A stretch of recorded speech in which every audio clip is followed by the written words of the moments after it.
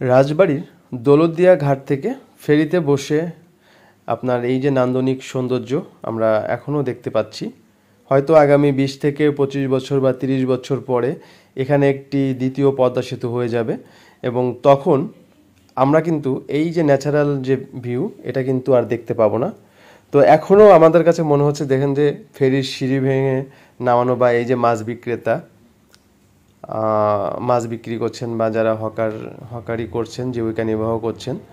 তো এই যে নান্দনিক দৃশ্যটা, ছেলে মেয়ের যে একটু জাহাজি একটা অভিজ্ঞতা, তো এই অভিজ্ঞতাগুলো কিন্তু একটা সময়ের প্রবাহে বন্ধ হয়ে যাবে।